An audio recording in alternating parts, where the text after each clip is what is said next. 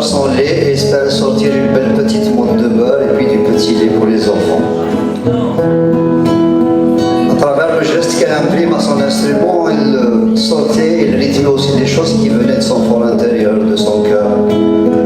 Et je la voyais chanter beaucoup, soupirer, sourire, parler énormément. Et vous savez, à 5 ans, on ne domine pas tout, on ne comprend pas tout. Et bien sûr, ayant grandi et surtout ayant magasiné, enregistré dans ma tête ces sons, ces images, ces couleurs, ces vibrations, je me suis rendu compte qu'elle ne faisait que se confier, parler à son instrument, sans doute parce qu'à l'époque, il était difficile de communiquer pour une femme.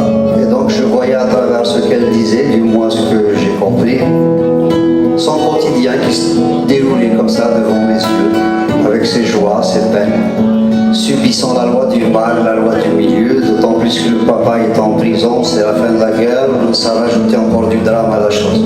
Et c'est là où j'ai compris une chose très importante dans ma vie, c'est que même s'il n'est déjà pas évident d'être une femme, en général dans n'importe quelle société, qu'elle soit aboutie, moderne ou autre, ça l'était encore moins, du moins à notre époque, dans une société à forte tradition comme la mienne. J'en voulais pour l'illustration cette dame qui se trouvait être ma maman. Et quand j'ai fait cette chanson, figurez-vous que j'ai senti bizarrement qu'elle n'était pas à moi tout seul, mais à nous tous, vu les relations qu'on a tous ensemble avec nos mamans, et combien elles sont importantes dans la passation de notre culture, de notre mémoire. Et à ce titre, j'ai toujours l'habitude de la partager avec vous.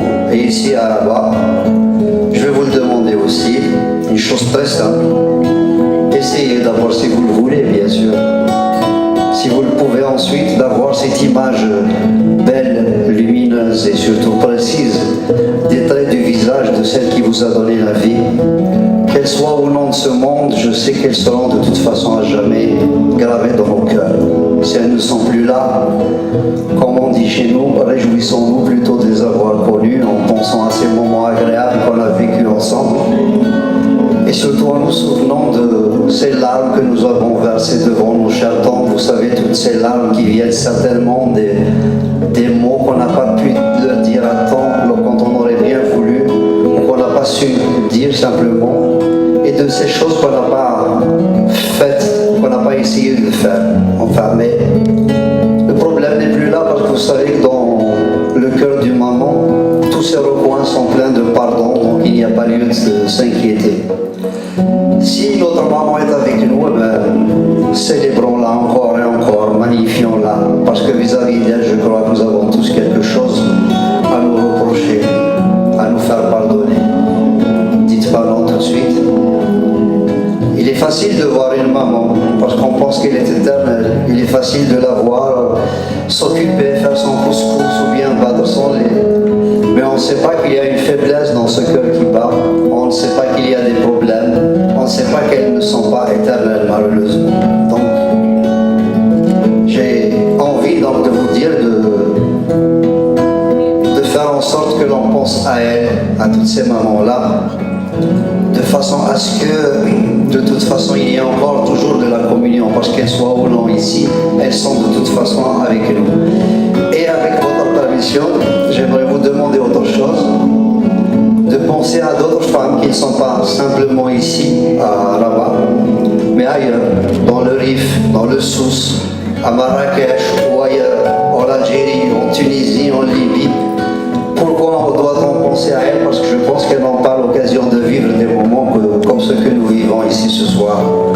Et de cette concentration, en pensant à elles, j'imagine naître de nous émaner une sorte de sphère d'énergie virtuelle qui se forme en tournant, qui montera dans le ciel, ira nous porter notre salut, et surtout s'éparpiller en millions de petits morceaux, chaque petit morceau étant un tout petit peu de bombe dans leur cœur qui en a bien besoin.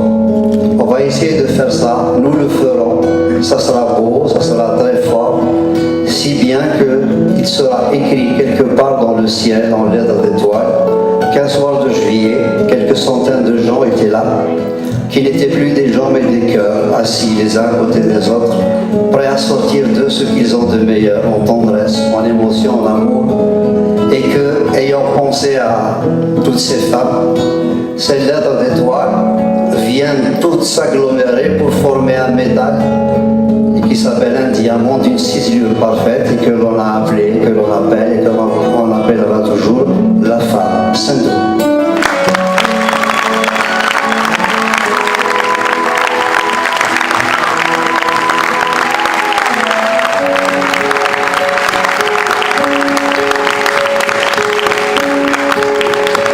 Syndrome.